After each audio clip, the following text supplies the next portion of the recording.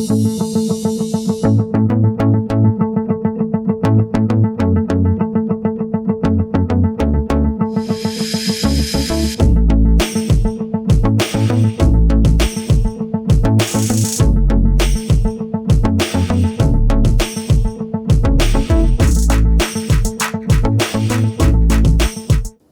to Ham Radio Goa. I am Varun Jadhav, your host for today's discussion. Ham radio is not much known or heard in today's generation. And when I say ham, rest assured, I'm not talking about the edible one. It is the nickname for amateur radio operators. Ham radio, also known as amateur radio, is a popular hobby that involves talking to fellow ham radio operators around the world, and sometimes even outside it, like the astronauts on the International Space Station. One can also term it as the radio sport. Interesting, right? So let's dig deep and find out what is ham radio. To do this, let's make contact with not one, but 3 ham radio operators from our very own Goa. On my left here, we have Mr. Tilroy Fernandes, who is a teacher by profession. He is an economics teacher and has now retired as the principal of Kunkolim United Higher Secondary School. Welcome, Tilroy. Thank you. We also have Mr. Ranjan Chakrabarty, who has now retired after a long and successful corporate career. Welcome, Ranjan. Thanks, Varun. And also joining them, we have Mr. Amey Pandit. Amey is an engineer by profession and loves ham radio and astronomy. He has been a ham radio operator since 2015, but has been an active ham radio listener since 2004. Welcome, Amey. Thank you. So to start with, Amey, it was you who got me interested in this topic. So could you tell us what is ham radio? As you rightly said, ham radio, also known as amateur radio, is about talking to other ham radio operators around the world. So this involves getting a license from the government of that country, and you setting up a station, which we also called as a shack. The station that you set up at home, we also called it a shack, and making contacts around the world. Now, the radios that we use, they are not the ones that we normally see in your cars or in your home. They are the radios on which you can listen and talk to the fellow ham radio operators. Mm-hmm. You can build those radios by yourself in a very minimal amount, or you can even buy the commercial sets from the market. Also, it involves having some sort of antennas which you can set up by yourself.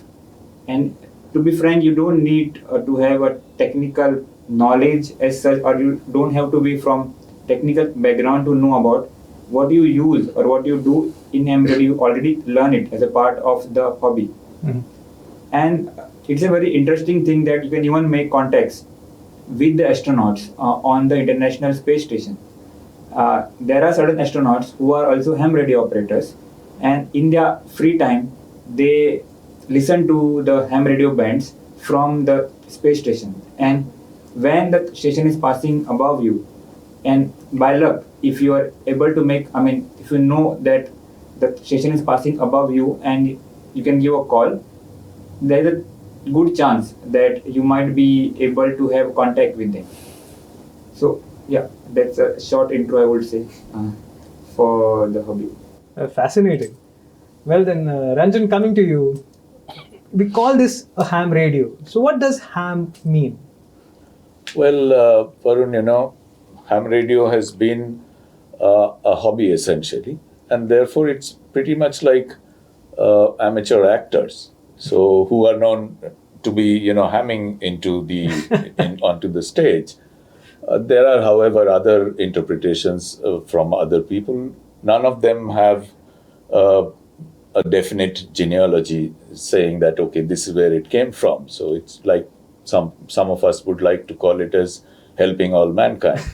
Or it comes from the 3 primary people in the technology of radios, for like, say, Hertz, after whom frequencies are named, and Armstrong, who was also a principal contributor, and Marconi, who's known to be the father of radio. So that's essentially where it comes from, I would imagine. But personally, I believe it's because we are amateurs. We would like to ham it as professionals in the business. That's where it comes from. Okay, so we are open to our own interpretations. Yeah, you can have your own interpretations about this. Well, Mr. Tilroy, Amey mentioned about the ham radio and how we can speak to the International Space Station and whatnot. But now that we have mobile phones and other forms of communication, how do you think the ham radio is still relevant? Well, that's a very interesting question.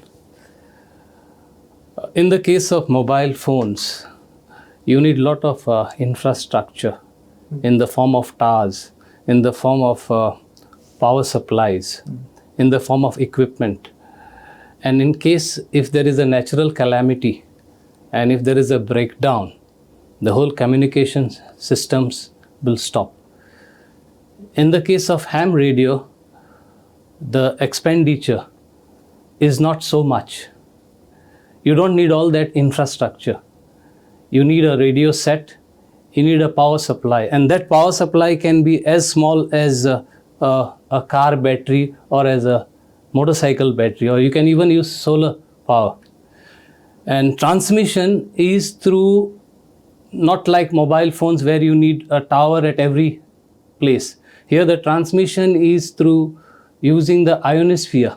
So what you need is just a wire, simple wire through which the transmissions are radiated, and due to the effect of the ionosphere, they can bounce back to any part of the world. So it's as simple as that.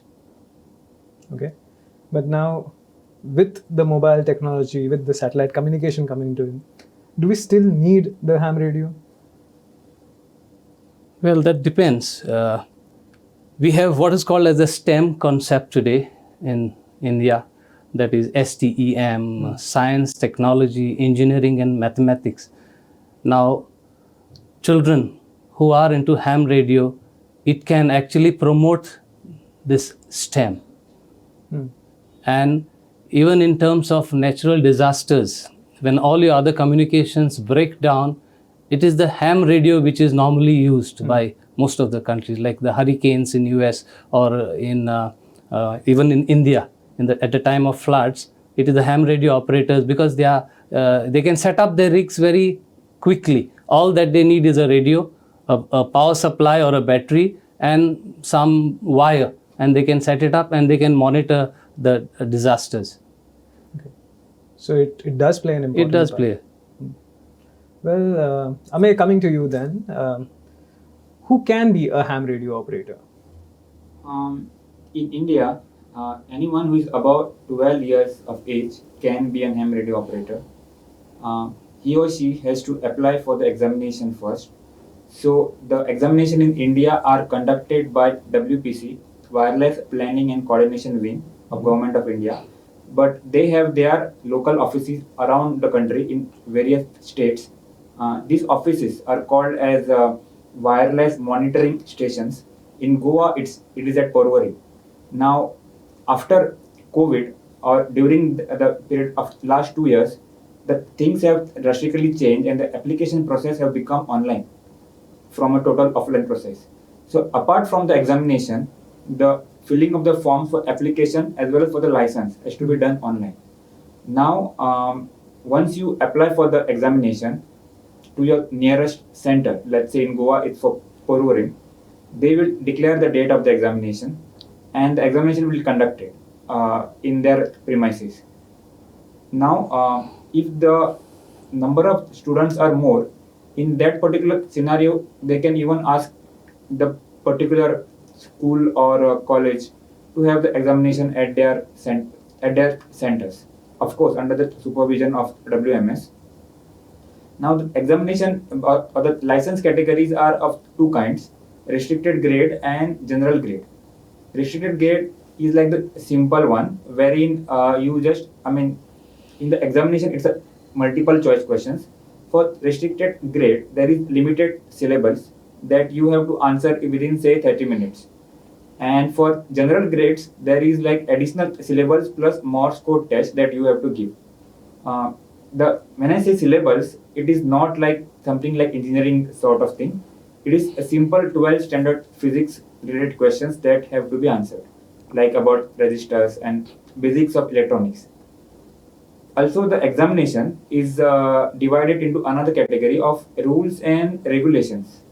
So that rules and regulation is basically like how you answer your driving test, like how you do your learner test where you have to understand the signs on the roadside. Similarly, here you have to know about the rules and regulation or the do's and the don'ts of the ham radio, along with certain things like some cue codes or the short forms that we use to during our conversation to keep some messages very short. So these basic things one has to know when answering the examination. Once you clear the examination, you have to apply for the license on the same portal. And once the license is allocated to you, you also get a unique call sign. And the license nowadays comes online through the same portal. Mhm. So yeah, it's a pretty simple and straightforward process now. And every state has their own WMS offices. So, and also I would recommend the viewers, like if they want to start into this, there are local clubs or organizations in the states or cities that also promote ham radio. So if you join them, then it is like a fast track process for you to understand, to know things, and to get into the hobby. Okay, interesting. You mentioned many things, but now two things piqued my interest over here. One was a mention of the cue cards, and another was the call sign. Could you just shed some light on this? What are cue calls or call signs, and what is the significance of a call sign? Okay, I'll first come to the call signs and then we'll go to the cue codes. Okay. So a call sign is basically, you can imagine like a number plate of a vehicle. From the call sign, what is assigned to you, that is a very unique call sign given to you, unique internationally when I say. So a ham radio operator in India will always have a call sign beginning with V and U, alphabets V and U, which we call in phonetics as Victor and Uniform. Okay, now how do we get this V and U? So there is this international organization called as IARU, International Amateur Radio Union, that has allocated various alphabets or characters around the world. Okay, now for India, it's a bigger block, but we tend to use only VU for ham radios. Now these, whenever you speak on air, you will always use the call sign when making the contact. Now, for example, a call sign in India is say VU2 ABC, like we will call in phonetics as Victor Uniform 2 Alpha Bravo Charlie.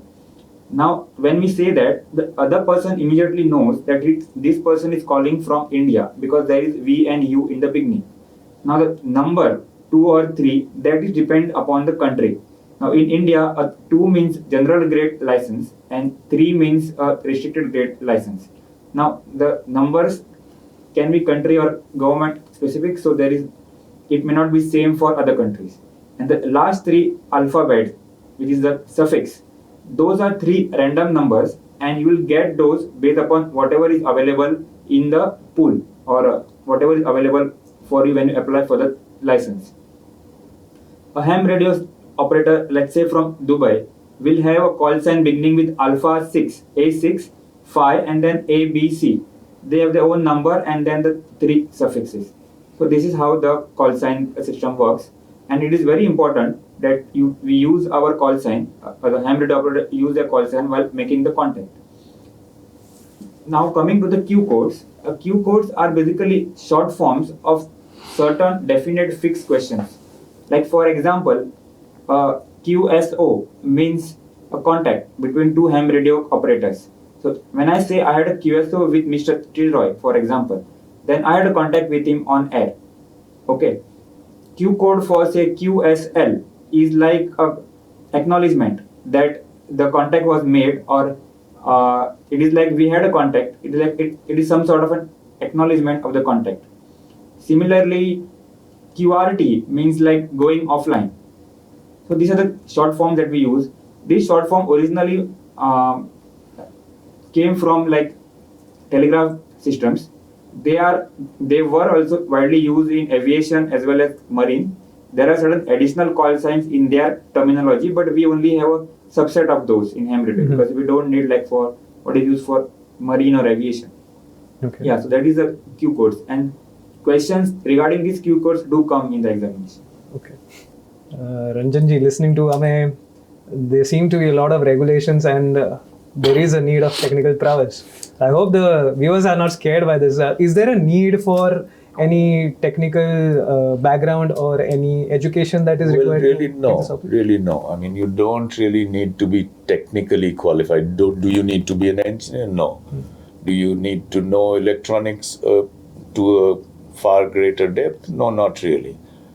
I mean, I for myself am not from a technical background, but this hobby interested me since the time I was a schoolboy, and I managed to get through with it.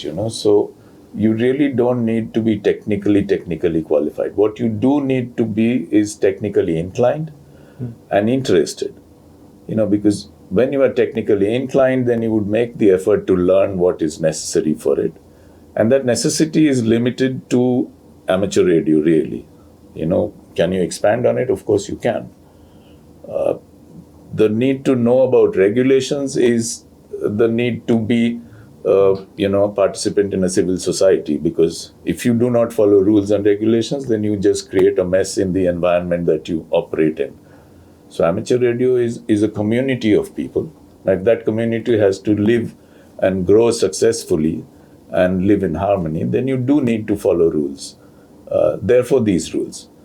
It applies to every sphere of human activity, So amateur radio is no different from that. So that's where it is. And like Amey mentioned, that anybody can do it over 12 years of age. So if the authorities believe that at 12 years of age you are qualified enough or responsible enough to do it, so it should be quite obvious that you don't need to be an expert in this. Yeah. It's open to anybody, really. Yeah, very interesting actually. Now, based on what you just now said, that you were interested in this since your childhood. So, how exactly is your story with regards to ham radio coming? Well, it's very, very funny actually. I was very interested in electronics and stuff like that, and in those days transistor radios were rather common, and almost everybody wanted to have one. So like children want mobile phones these days, we wanted a transistor radio, and therefore I wanted one. And it was fortunate I had a friend in school whose father had a radio shop. So I went with him to his shop, and his father was very kind to me, and he said, you can actually build your own stuff. So he gave me a bunch of resistors and capacitors and stuff that you needed, which they would sell in the shop, And he guided me, and he told me, you do this, you do that, and you put this together and you solder it. My father was also very indulgent, so he gave me that little bit of money. So I brought all that together, built my radio, and I was happily listening to, Vivid Bharati and Radio Ceylon. Those were popular stations then. And one fine day, suddenly as I was listening to probably Vivid Bharati or something, and everything went blank, and there was this one gentleman speaking in the local language in Bengali. I used to live in Calcutta then. And it didn't matter where I tuned my radio, whether it was in shortwave or medium wave or whatever. It was just this one man speaking. And then he would suddenly go off and the radio would be back to normal. And that intrigued me a lot. And I couldn't figure out what was going on because, that was very strange. It should not be happening. It so happened that we used to live on the ground floor, and on the first floor of that building, there was a radio ham. Oh. And every time he would transmit, his signal was so strong and my radio was so poorly built that it just washed everything out and I could hear him, And my mother was friends with those neighbors. So she mentioned to me that, this gentleman upstairs, he does all kinds of things. Why don't you go and meet him one day? So I did. And that's how I got into amateur radio. His call sign was VU to EM, VU to Echo Mike. He was known as that. And he was very kind to me. And that's how I came into amateur radio. Well, it's nice that you still remember his call sign. Oh, yes, I do. He was my guru. Yeah. Mr. Tilroy, now that we've heard Mr. Ranjan's fascinating story, so what's your story? How did you end up becoming a ham radio operator? Well, it goes many years back. As a teenager and as a youth, I used to listen to shortwave broadcasting, as he said, on a receiver radio, and write reports, because those stations always wanted us to write reports how the signal is received in the what is called as the SIO, and receive a card, a QSL card. And the greatest the feeling was when you got the card from a different country. I still treasure those QSL cards of those years. And then I was fortunate to have a radio with a single sideband, it is called as SSB. And as Ranjan mentioned, many hams, they operate on 40 meters and 20 meters. And if you have a SSB band, and by chance, if you tune into SSB, you can also listen to those hams speaking, operating their own rigs. Besides that, I also happened to come across another platform called as Hamsphere, which is a voice over internet protocol, where operators who are licensed and those who are not licensed also can operate a simulated form of a radio, a transceiver. And that was way back in 2012, when I never had a license that time. So I started interacting with actual operators from all over the world on that platform, and they would give us inputs on how to get into ham radio. Because most of those platforms where ham radio operators speak, they only speak about the radio, nothing else. Maybe the weather and some other things, but never anything on politics or religion, because it's an international community. And that made me, think of going for a license, which was in 2017. I was 58, 2 years to retire. And as he said, you need a 12 standard physics. And I am a commerce and an arts teacher. And I had no idea about physics, although I had physics teachers in my school. And let me confess, I took the help of those teachers to learn those fundamentals of physics. And just 2 years before retirement, I passed the exam and I got my license and I got my rig and I started operating. So my message to the viewers also, if I can do, a person without any technical background, why not you? Fascinating. You make it seem like the entire ham radio community is very intimate and very helpful. Helpful. Yes, It is. it is. I mean, it's like a community of people. It's like a community of people, and should you approach any of them, they don't really have barriers with age or backgrounds or where you come from, the color of your skin. That makes no difference to this community. So, Amey, in your intro, I mentioned that you have been an active ham radio listener since 2004. So, how did you begin your journey with ham radio? Since childhood, I was always interested in astronomy, and then I came to know about radio astronomy. So back in 2004, after my 12th standards, so I was just reading about radio astronomy and all that stuff online. So that time I came to know about ham radio on Vigyan Prasar website. And after reading through and after finding out a lot of things about ham radio, I immediately got interested into this hobby. And I started understanding these things, and of course it took some time for me to first apply for the license, because then a bit of got busy with engineering. But later, as the years passed by, I realized, okay, I sort of need to go back to this, because I read about it and it was very interesting. And then finally I applied for the license in 2013. Earlier it used to take some time for the license to come, but now the process is fast. So finally I got my license in 2015, and since then I later upgraded from restricted to general, and now I'm operating on air. So now that we've heard your story, Mr. Tilroy, maybe you can shed some light on this. What is the investment that is needed, or how much cost is involved in setting up your own Radio Shack or to become a ham radio operator? Well, it depends on your budget and the convenience. But the cost involved, you can start with as less as a 2000, because most of we call it as home brewing also, do it yourself. Many of these rigs, the designs are available on the net, and as Ranjan said, start with components. Everything is there. So I said as less as 2000, and then the figure goes up. Like operators will always help you with buying second-hand sets. Like for me, I bought a second-hand set.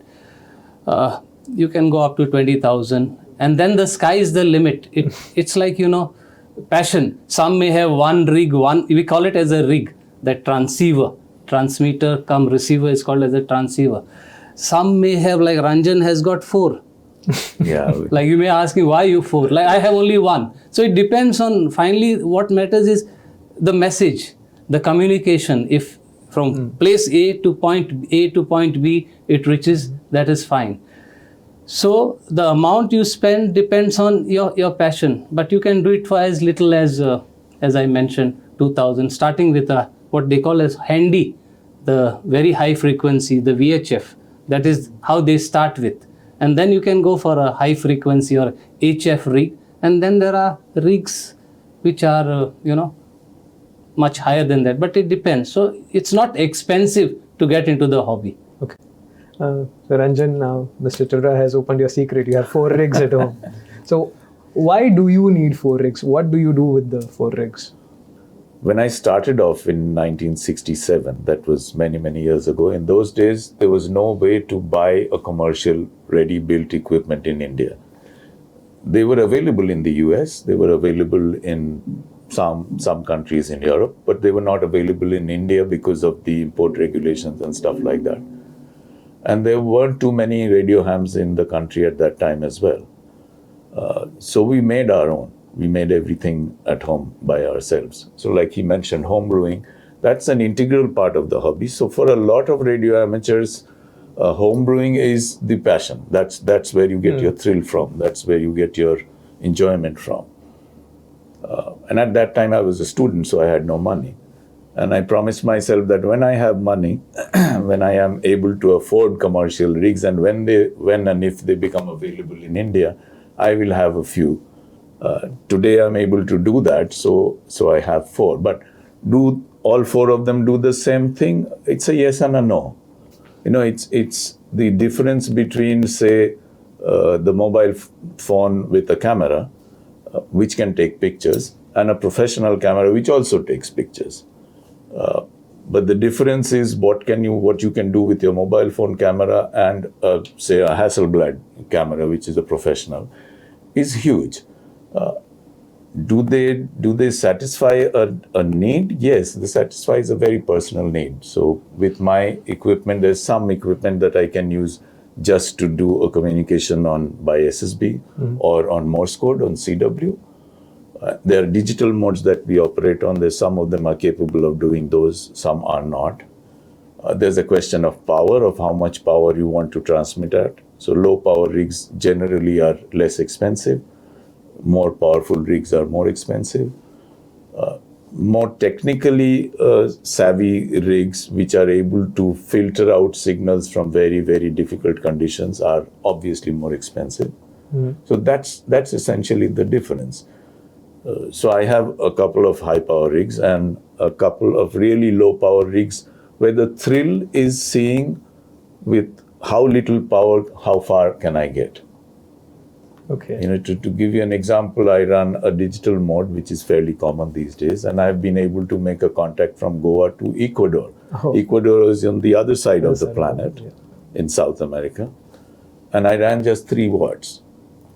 Just 3 watts into an antenna which is homebrew. So it's homemade antenna from a fishing pole and a bit of wire.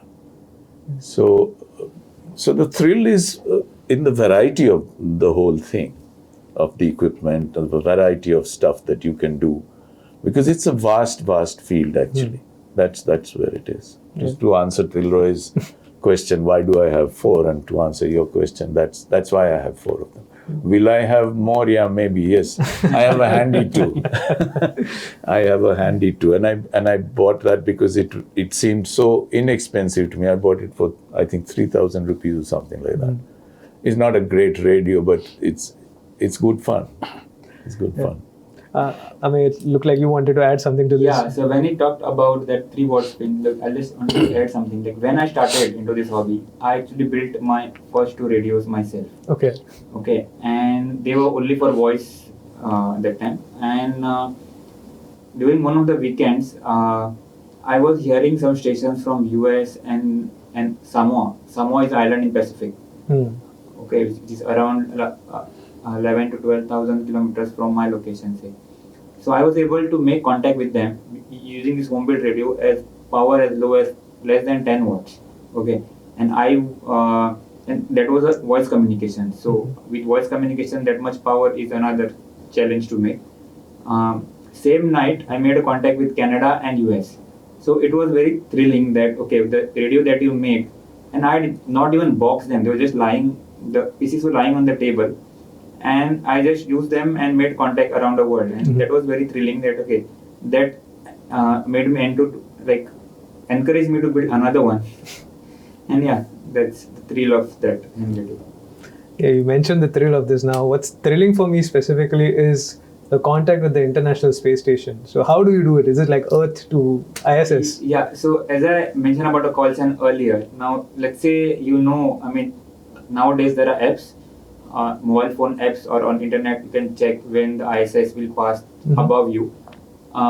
If it is passing in the evening sky, you won't be able to see a bright star-like object passing up above you, and that would be most probably the ISS. It will be very bright object. So when you know that it is going to pass above you, maybe you can, if you're a licensed ham radio operator, you can listen to the bands that are available to make contact with ISS. You can try to make a contact. If somebody is available, then of course you can make a contact with the astronauts. Recently there has been very much activity on ISS when one of the astronauts who was also a ham radio operator was making contacts around the world. Now it also depends upon their schedule and when they are free. But yes, and also apart from ISS, there are ham radio satellites which enable you to make long distance communication using satellites and using your ham radio. India had also launched certain ham radio satellites in the past, and student community which are launching these CubeSats and all, they are also having some sort of ham radio repeaters sort of that can enable you to make contacts around the world. Okay. Viewers, by now you'll realize this topic is very technical and most of us will find it difficult to visualize. So what we did is we conducted a mock ham radio operation wherein Ranjan here was at his radio shack in Betal Batim, and he made contact with Amey, who was 50 kilometers away in Bicholim. Watch the ham radio operators in action. CQ40, this is Victor Uniform 2 Yankee Quebec, Victor Uniform 2 Yankee Quebec. CQ40, this is Victor Uniform 2 Yankee Quebec, Victor Uniform 2 Yankee Quebec. View to Yankee Quebec, view to Yankee Queen, view to Alpha Papa Uniform. Do you copy? View to Alpha Papa Uniform, this is Victor Uniform 2 Yankee Quebec. Copying you 5 by 9, very strong signal, picking up to 59 plus 10 dB. Handle here is Amey, Alpha, Mike, Echo, Yankee. Handle here is Amey. Roger, view to YQ, view to Alpha Papa Uniform returning. Nice to meet you, Amey. Very, very nice to meet you. You're 5 and 9 as well. My QTH is Goa in South Goa, in Betal Batim. The handle here is OPU, Alpha Papa Uniform. Is the same as my call letters. That's the handle. The QTH is Goa. So do you copy that? To YQ, view to APU. View to APU, this is view to YQ, QSL on that, QSL, the handle Apu. Good evening, Apu ji. Good to contact you today evening on 40 meters. My QTH is Bicholim, Bravo India Charlie, Hotel Oscar, Lima India Mike. That is in the northern part of Goa. And QSL on your QTH, that is Betal Batim there in south of Goa. QSL on that. So what is your working condition today? I am using a Fox Tango 891 with a dipole antenna in the inverted V configuration. pushing around 80 to 90 watts of power. What is the working condition, Apuji? VU2 Alpha Papa Uniform, this is VU2 Yankee Quebec, over. VU2 Yankee Quebec, VU2 Alpha Papa Uniform returning. Your FT891 Amey is doing a fantastic job. You're 5 and 9 here with me. 5 and 9. Very, very steady signals despite the QRN that's there on the band, which is a lot less today, remarkably less than what it was over the last week. My working condition is a Yasu FTDX 101 Delta, feeding a G5RV full length through an 8200 Pro external ATU. I need that because, when you're doing multiband, the internal tuner is not terribly good. VU2 Yankee Queen, VU2 Alpha Papa Uniform. QSL, VU2 Alpha Papa Uniform, VU2 Yankee Quebec, QSL on the working condition. The signals have been good, 5.9 continuously, with sometimes peaking to 5.9 plus 10 to 20 dB.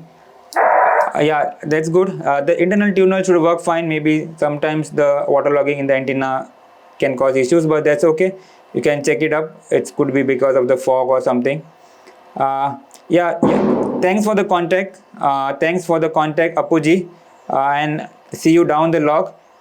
Waiting for your finals. VU2 APU. This is VU2 Yankee Quebec. 73s. Bye-bye. VU2 Yankee Queen, VU2 Alpha Papa Uniform returning. Thanks for the QSO, Amey. I'll certainly look forward to having a further QSO further down the log with you sometime soon. VU2 Yankee Queen, VU2 Alpha Papa Uniform. 73s and clear. 73s and now going QRT. Bye-bye. Thank you. Bye-bye. So tell me, Ranjan, what do you guys talk about on the ham radio? That's an interesting question for most people, that why would you need a radio to talk? Okay. Well, you need a radio because that's your passion. And what you generally talk about is there are a couple of protocols that you follow, which is required by the rules and regulations. So you exchange your signal reports, like how strong you are and how weak you are. Is the band noisy? You use Q codes over there. Is there another station interfering with you or not? Those kinds of technicalities are commonly exchanged when you start with the QSO, which is a two-way radio contact. Then you oftentimes exchange details about the weather at your location, because you could be sitting in Goa, which is sunny and pleasant, and speaking to a station in Siberia where it's minus 37 degrees, and for him, he sits in a heated room, and they can be so vastly different. The other thing you generally, most of us talk about is about the radios that we are using, about what bands we are on, which bands do we operate, what is the kind of an antenna that we are using. And those are things of interest for the hobbyist in amateur radio. So it's pretty much like two photographers exchanging notes on what equipment they use and why they use it and how is it better, or like two chefs talking about food and how do they do one thing and another. So those are things that we generally talk about. We generally stay away from discussing politics and religion because that's not part of the hobby. That's the accepted protocol for the hobby. Okay. So essentially that's what it is. There would be a lot of us who would have become friends over the years, never having met or never with a chance to meet. But then you become great friends and you talk about all kinds of things. You couldn't have another hobby with gardening, or like Amey has a hobby or an interest in astronomy. So does Tilroy, I believe. So if they two were speaking to each other, they'd probably be using the radio to talk of astronomy or something that they have done. So it's as simple as that. That's what we would generally do. Okay. Mr. Tilroy, now you all also mentioned that you all generally avoid talking about religion or politics. So are there any general do's and don'ts that we have, or any decorum that we need to follow during the ham radio operations? Yes, very much. Number one, the language. The normal language for ham radio is English. You may come from any part of the world. Minimum level of English is required to give your call sign and to give your signal report and maybe a few things. And for that, we have what is called as the phonetic alphabet, that is the Alpha, Bravo, Charlie. Why we have that? Because people may speak English in different parts of the world, but to understand that English spoken by another person, like giving his name, may be difficult for us to hear.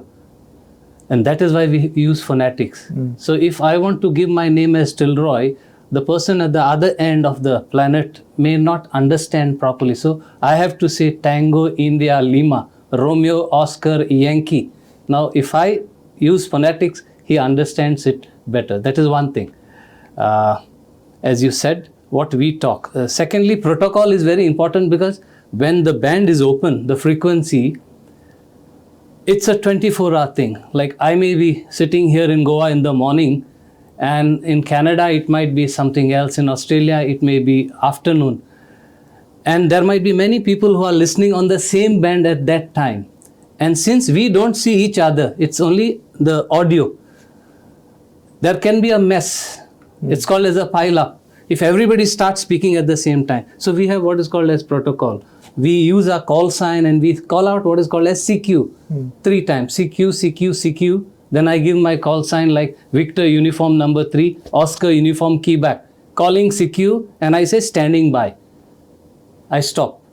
The other person who hears me, if he wants, there may be many people. So if he wants to reply back to me, he will give his call sign. Like if Ranjan hears me, he is Victor uniform 2, Alpha Papa uniform, APU. He'll say Victor uniform 2, Alpha Papa uniform. Once I hear his call sign, I will go back to him.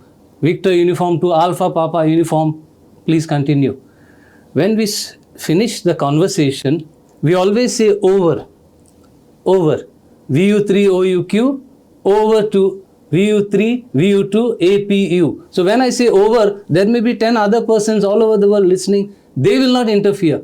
It is for him to take up that mic as his end. When he finishes, he may pass it on to Amey, who may be somewhere else, or to me. So that over is very important. So once you say over to you, the other person at that part, at that end, takes it up. And when we finish the conversation, there's another 2 words we use, over and out. So when you say over and out, that means I leave that particular conversation, somebody else can come in. So if you don't follow this protocol, then there can be a complete mess there. But operators are very disciplined. When you listen to 10 people, there may be 20 people, there can be a big group, but yet there is discipline there. Although you may not see each other, it is just the ear, but there is discipline maintained. So if you don't follow protocol, you can't do all this. Besides, as I mentioned earlier, what you speak is also important. So we have to avoid certain things like politics, like religion, like any other issue, which can start trouble. Offend because you never know, which can offend, because you never know who is listening on the bands. Okay. So there's very much a figurative passing of baton as such. Yes. Well, now you all spoke a lot about the operators being in other countries and you all have contacted them. So Amey, could you tell us how many of such operators are there in Goa? Yes, so in Goa, as I know, there are around 20 to 25 operators, and we have this group of operators in Goa. We do regularly meet, maybe once a year, and we do conduct activities like hilltop events or this, or even give demonstration of ham radio to various colleges. So there are some around 20-25 operators in Goa, and after giving certain demos to some engineering colleges and other colleges around in Goa, there were certain exams also conducted, and I believe the number will increase over the years as we are, as people are getting to know about this hobby. We hope so that this coverage helps in increasing that number by leaps and bounds. Well, I'm sure that the viewers by now have got the gist of what a ham radio operation is all about. Many might even be interested in knowing more about it. We'll go one step further and share the details as to how you can get in touch with these 3 gentlemen to get more details. I'm sure they'll be delighted to guide you. Tilroy, Ranjan and Amey, it's been a pleasure talking to you all. Thank you. This is Varun Jadhav wishing you the best of regards. and I'm signing off with the ham radio operators language. 73 over and out.